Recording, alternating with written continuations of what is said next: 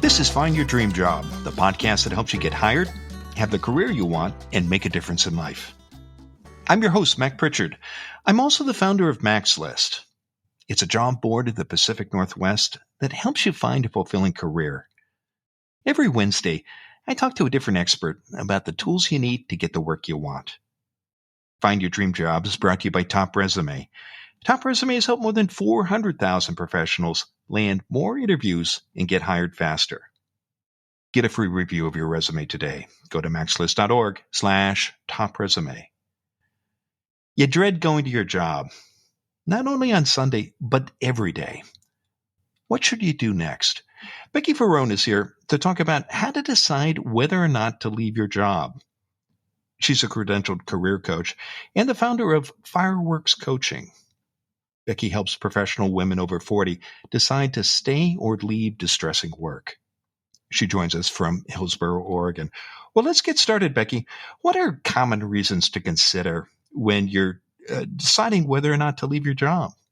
There really are generally three main reasons, or maybe decision points is a better way to phrase that. And so the first one is really to get really clear about what is the situation you're in. I know it can be very common for a job to start off with just completely full of potential. You're excited to join the team, the manager, the overall company, and then something changes and it can be slow and you may not be fully aware of what even happened. So really the first thing to consider is to get clear about the situation that you're in. What changed? I would say the second one is to really beef up your confidence. So as things maybe potentially deteriorate, you can start really doubting yourself, right? Maybe you make up some stories about, oh, I'm causing this, or I'm doing a bad job. None of those things could be true. And so I work with people to really help make sure that their own confidence in themselves is strong. So for example, one thing that you can do is an exercise where you ask family and friends to really talk about what are your strengths and what are the value, the different ways that you bring to your work that people really appreciate. It could be in your home life, it could be in past organizations or volunteer experiences. And that will really help you remind you of who you are, separate from what could be going on in your current job situation. And then the third thing is really making a good decision. It's so tempting when things feel terrible and you're so stressed to just want to escape. We all do this. That's a very human reaction. But what if you had a little more confidence and strength and grounding to make a really well thought out decision? That gives you more time to see, well, maybe there is something to save in the situation I am. Maybe I could make some small changes that would really make a difference. And if that's not the case, after you've thought about it, then making a decision go somewhere else doesn't have to be an urgent rush. You can take your time and really find the next thing that is going to be a better fit. So it's all about feeling really strong in who you are and resolving your own stress to make a good decision. Okay. Well, those are the three steps I know you take your clients through when they're trying to decide whether or not to leave. And I want to dig into each of those three parts later in the conversation. Going back to why people leave, you said there's a change in the situation.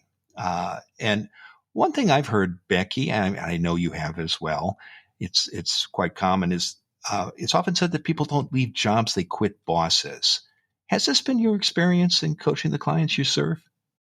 Absolutely. I've had conversations just this week with probably 2 out of the 3 clients that I spoke with this week. That is exactly what happened. They based their decision to join a company in a new role based on a particular hiring manager that they really connected with. And then either before they arrived in the new job, that person left, or shortly thereafter. It's a little disturbing how frequently this happens. It's part of the big change that companies are going through right now. So I would say it's probably one of the top reasons that people are in a distressing job situation. And is it a deal breaker, Becky? I mean, is there no solution if you find yourself in that situation where you're not happy with a boss, and perhaps it's even a new boss. What's been your experience in coaching people?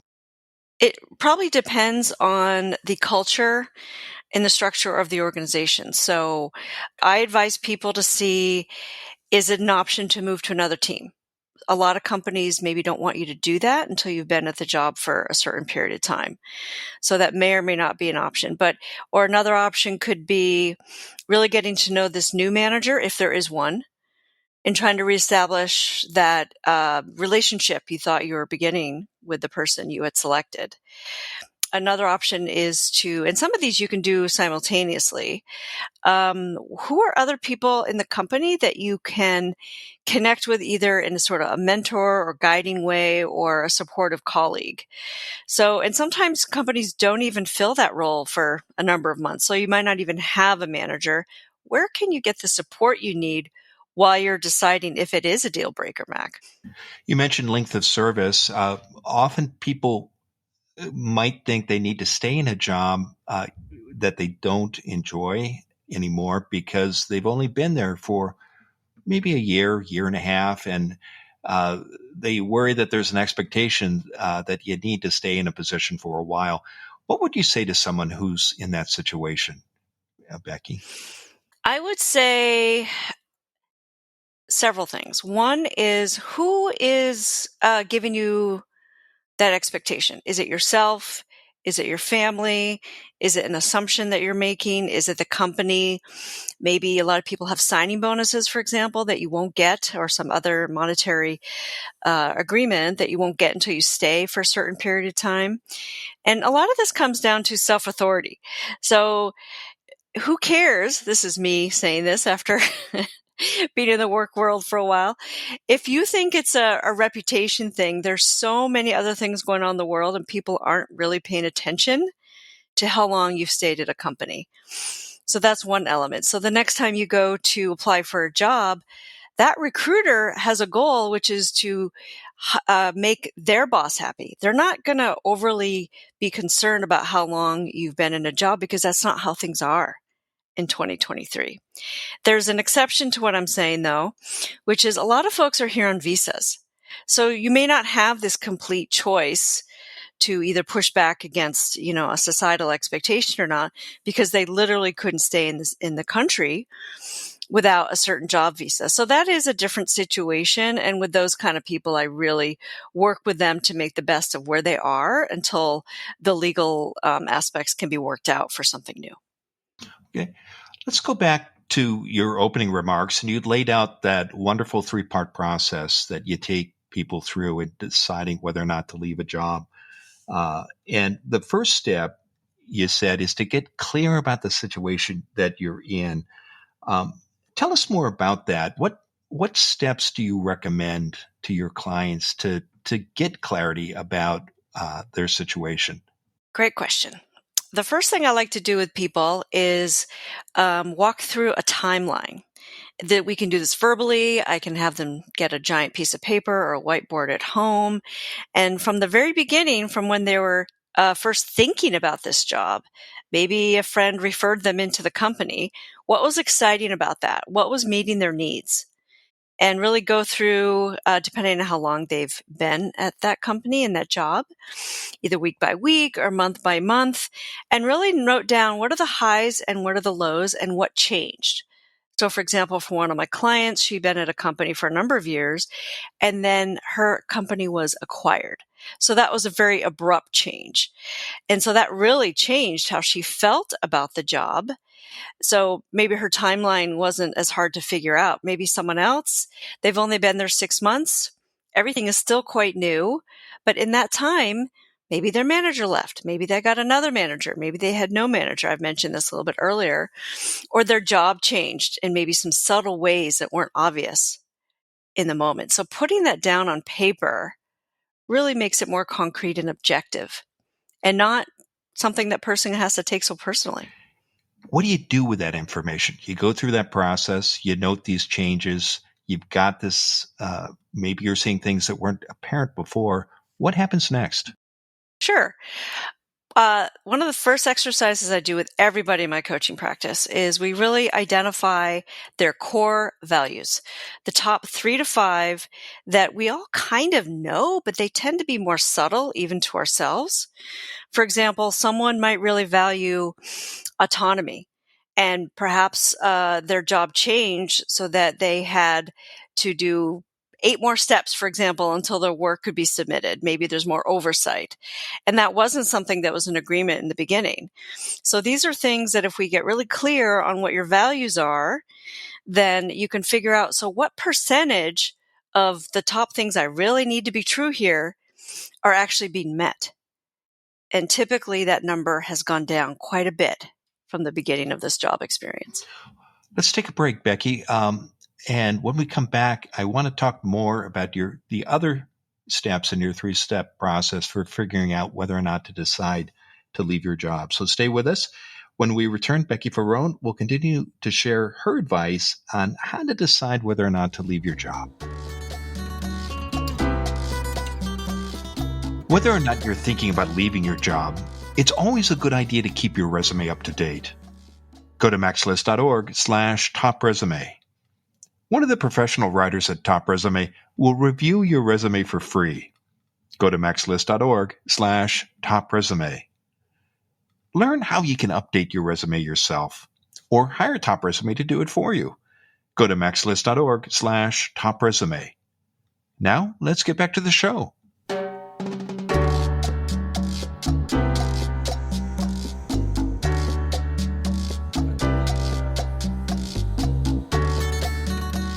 We're back in the MaxList studio. I'm talking with Becky Farone. She's a credentialed career coach and the founder of Fireworks Coaching.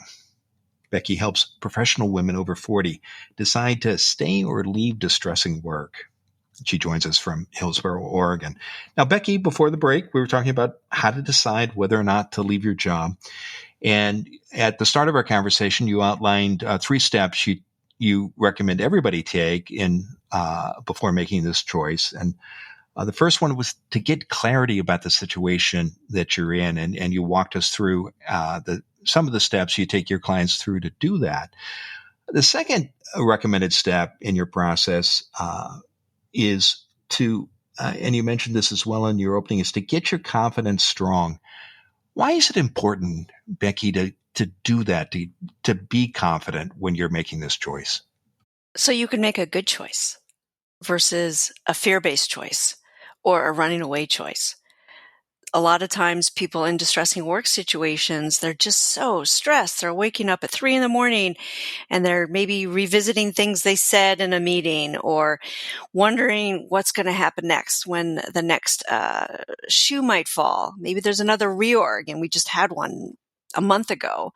So the more confident that you can get in who you are, what you bring to the table, and what part of the situation is or is not a result of anything you did, then the better decision you can make about if this is salvageable, or if you need to go somewhere else.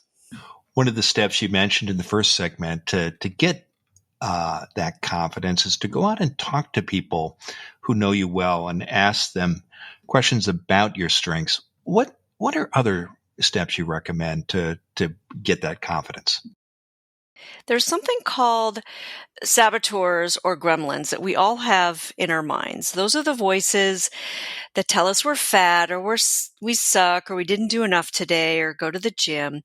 And I am trained in something called positive intelligence, which is a specific coaching technique to help people identify what these saboteurs are, who they are. And there's actually a book of the same name called Positive Intelligence. And you can take a saboteur assessment. And you can also measure what your current level of saboteur thinking is versus something called sage thinking. And so I have my clients take these assessments. We go through them together. For example, a saboteur name might be controller or pleaser or hypervigilant. And then I help my clients learn how to talk back. There are specific skills for if you bring out your sage mind that really help do that. And so just 1 or 2 examples. One of the sage powers is empathy. How can you have empathy for yourself in this really distressing work situation? Or when you feel calmer, what are some innovative ways that you can think about what's going on? And when you're stressed and really in the thrall of the saboteurs, that mental energy is just not available. So I help my clients almost right their ship, as it were. How long does it typically take to go through a process like this? You reach out to people, get a sense of what your strengths are. You identify these saboteurs, and you start addressing that. What is this something that can happen in a few weeks? Does it take several months? I have a structure, or in other words, a package set up that is a 10-session coaching intensive. And we already talked about those 3 phases, and some people might go through them faster or slower. Some people do often come to a decision before the full 10 weeks, in which case we could repurpose those sessions for something else. But that is a general sense of how long it might take. I also give my clients the option to either meet every week or every 2 weeks or once a month. People are busy and they may or may not have the mental fortitude to really tackle this all at once. So I give people choices. And for people who might not have the opportunity to work with a coach like you, are these the steps you've outlined things they can do on their own? Much of it, yes, absolutely. So particularly the thing that's available to anyone publicly and for free is the Positive Intelligence Saboteur Assessment, as well as it's called the PQ quotient. And of course, anyone can get the book and read about that. It is helpful to have someone to bounce the ideas off. I will tell you that as much as we might intellectually know that our thoughts can really get in our way like this, these saboteur thoughts, it's so easy to forget when you're in the middle of it. That's where a coach or trusted family friend can really come in handy and said, remember that thing you learned? It's happening now. And then there's other tools that I use as well that anyone who wants to check out my website can definitely try on their own if they want to. Well, terrific. Now, the third and final step in the process that you use for deciding whether or not to leave your job is to make a decision. What stops people from making a decision, especially those who've been doing the kind of reflection you recommend? Typically, money and effort. So maybe someone is making a great salary at this job that is causing so much stress. So it could be a really scary thought to think about, if I leave, will I be left with no money? Or the effort part could be, oh, I have to go put in all that same effort for finding the right role, the new resume, the interview preparation, the decision making. It's exhausting, particularly if you're in that stressful moment. What I help people do is make some small decisions before they make a big decision.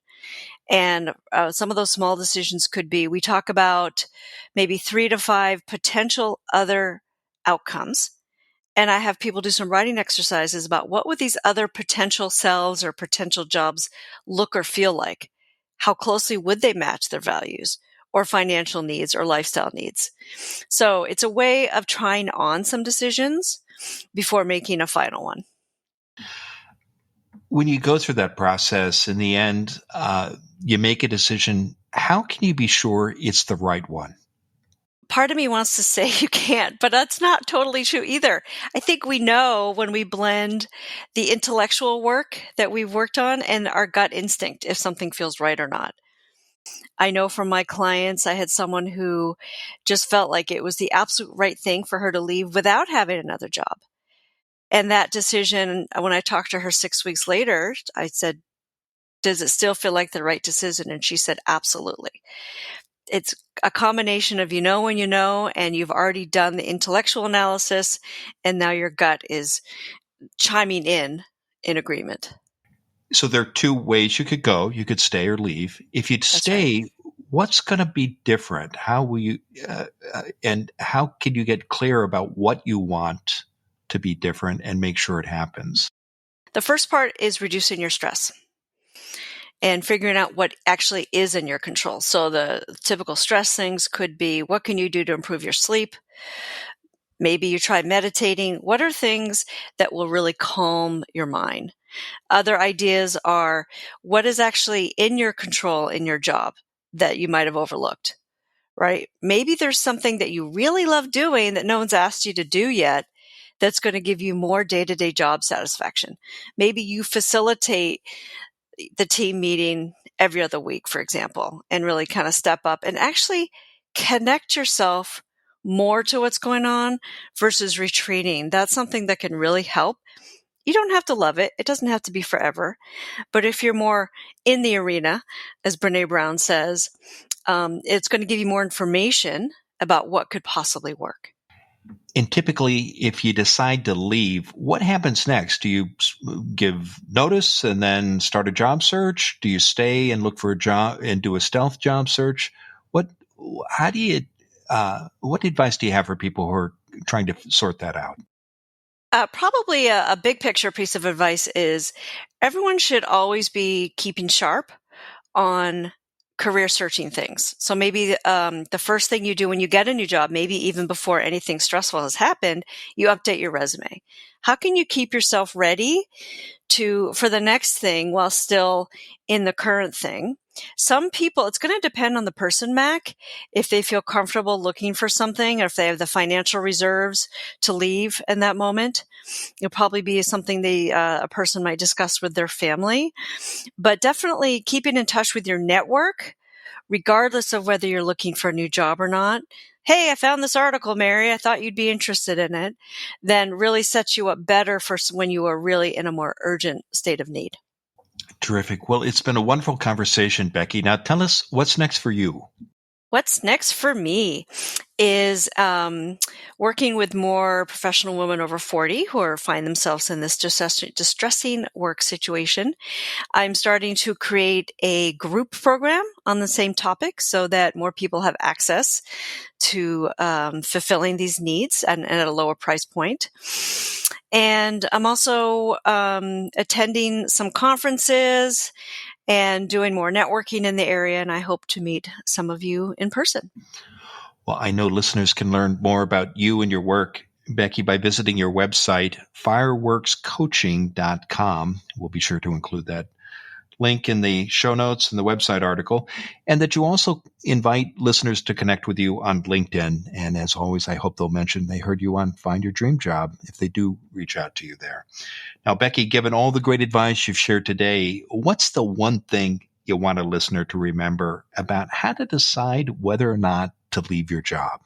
Own your own story. You're the only one that gets to decide if your career is a success or a failure. And whatever's happening right now, it's not fully who you are. And it doesn't mean that's who you're going to be in the future. It is a moment in time.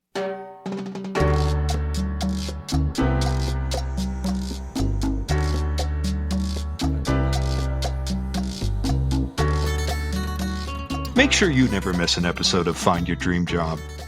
Subscribe to our free podcast newsletter. You'll get information about our guests and transcripts of every show. Go to maxlist.org/newsletters. Again, that's maxlist.org/newsletters.